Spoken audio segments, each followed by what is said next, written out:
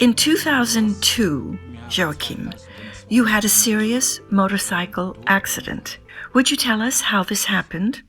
Well, we had been on an enchantingly beautiful one-week motorcycle tour through South Africa along the Garden Route.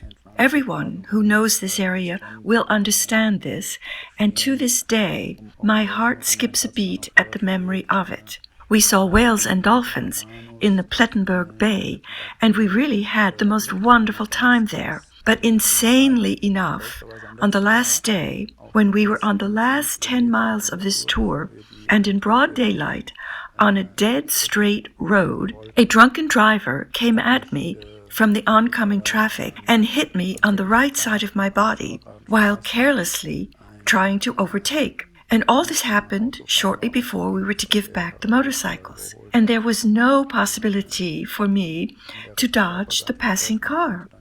So we collided, each with the permitted speed of just over 60 miles per hour, making a total speed of 120 miles per hour, with the result that I lost my leg right then and there on the road, and I landed crashing on the roof of this car, thereby completely smashing my shoulder, and as a consequence also losing my right arm. Fortunately, I wore an integral helmet, thus avoiding at least 2 serious injuries of my face. And besides these injuries and physical deficits, which are still outwardly visible today, I also suffered serious multiple organ failure, such as total renal failure and embolism in the left-hand lobe of the lung.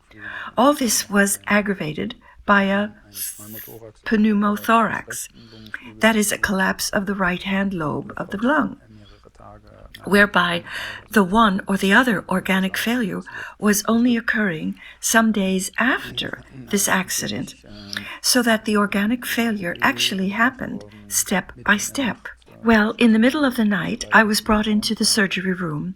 I suppose this was between 3 and 4 in the morning, where they tried to solve this additional problem, yet in vain, and in the end, the doctors had actually given up. But not based on malicious intentions, of course, but because due to their knowledge of medical statistics, stating that someone who had so many additional problems, on top of all the other existing problems, simply couldn't survive. So they stopped working on me, and then they cleaned up the surgery room while waiting for my last breath. During this accident, you had a near-death experience. Yes, but this was not during the accident, but the near-death experience happened exactly at the moment when the doctors stopped working on me. I must say that before this incident, I never thought about near-death experiences, whereas today I know that floating through a tunnel is an element typical in the near-death experience. And this is exactly what happened to me when I was moving toward a very warm and loving light, which at first was far away, but gradually approached me, giving a very warm-hearted welcome to me. And I was attracted to move through this tunnel, thereby more and more approaching the light, where I also saw some figures, apparitional shapes, and on the way toward the light, my actions came into my mind. Well, also my life, and I was given the opportunity to deal with my life, or better still, I had to address issues involving my life, and interestingly, all the things I was focused on in my life. I was an entrepreneur, and I had created a very successful enterprise in which I had invested a lot of time and energy. I also defined myself by how successful this enterprise had become, and how young I was when I had founded it, how many jobs I had generated, how valuable this enterprise was, and so on. But amazingly enough, all these things were entirely irrelevant in the light of these last few minutes before my possible death. But the questions I asked myself at that time were, how did I lead my life? What kind of employer was I? And what kind of colleague? What kind of father was I for my 3 children who were living at that time? By the way, I now have 6 children. So how was my conduct toward my siblings and my friends and my parents and so on? And when I came closer and closer to the light, my children appeared to me. Or how shall I put it? There are really no words in our language to really describe this. However, I had the feeling as though my children were around me, and although still being very young, they vehemently tried to keep me back. They didn't want me to proceed the rest of the way, although, as I said before, it was attracting me to move forward in this direction. But my children literally held me back, clearly indicating that they still would like to have me with them on earth for quite a while. Whereupon, pausing for a moment, I stopped moving in this direction, and at this very moment, a 4th person entered the surgery, obviously realizing that there was still life in this human being, and even though the 3 attending doctors were still standing together just doing nothing, he reminded them of their duty to try once more. And so the operation, which at first did not succeed, was indeed successful this time. And surprisingly enough, and even more surprising for the treating physicians, I came back to life. And thus I can give this interview today.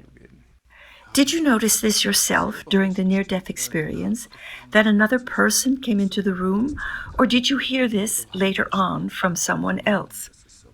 No, I myself noticed this, and I still can hear very clearly the words, "We cannot get him through," before the physicians stopped working on me.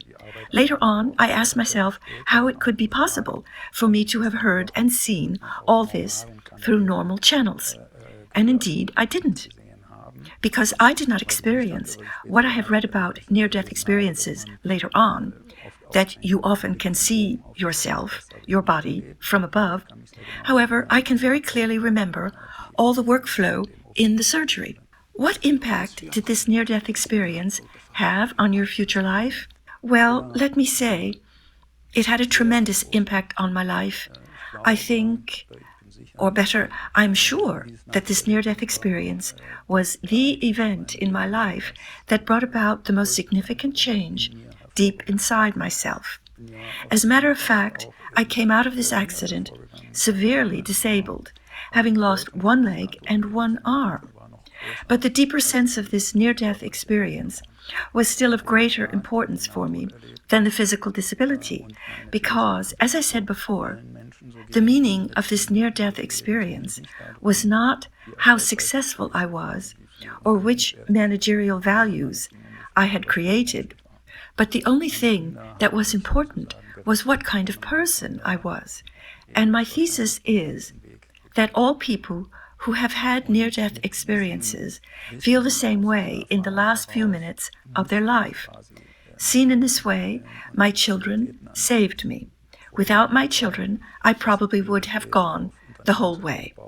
And based on the knowledge gained from this experience, I had to alter my way of life, so to speak, and to set the priorities differently. Because before this accident, the highest priority for me had always been advanced business development, work and success, and so on. And after the accident, my first priority was my family and my children. Business and financial issues only became secondary.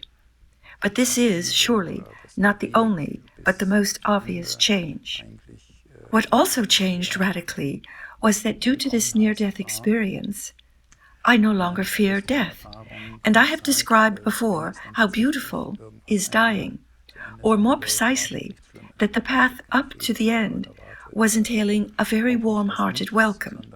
And all this showed me that there would be no bad consequences emerging from this near-death experience. when my time on earth would have come to an end. There would be neither purgatory nor any nothingness. But after this near-death experience, I am rather sure that love is waiting for me, and warmth, perhaps reuniting me with people that passed over before me. I was surprised to feel such a deep transformation in myself after this near-death experience, which I could not implicitly attribute to this experience. But then I started to read about these things, and I found out that people going through a near-death experience consider religion as less important, but their belief in God becomes even stronger. And I can certainly confirm this too. And today, I firmly believe that there is more than what we are facing on earth in everyday life, and that, well, it can be assumed that a higher spiritual entity is existent and is waiting for us there. In our preliminary conversation, you told me that you would feel as if you were no longer connected to your body. Yes, that's true. My view on this issue is that I had to undergo a lot of medical interventions whereby my body had become an object for the physicians to work on. And maybe due to this circumstance, the unity of body and soul had been lost. I have not yet thought whether this has anything to do with the near-death experience. Joachim, did you have any other experiences or perceptions of finer energies during your healing process? Yes, I had some rather fascinating perceptions. For example, about 2 to 4 weeks after the near-death experience, I could foresee who would come into my room within 1 minute. Although the individual visitor was still 30 to 40 yards away, or 2 corridors or 2 doors away, but this was not a presentiment like, maybe somebody is on the way to me. But this was so clear as if I would be able to see this person coming without direct visual contact.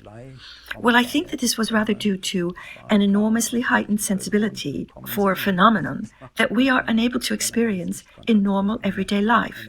Still another, I might say, quite exciting insight I have gained from this near-death experience is that I have got the feeling that we humans are somehow connected collectively with each other, and that in reality we are not the separate individuals.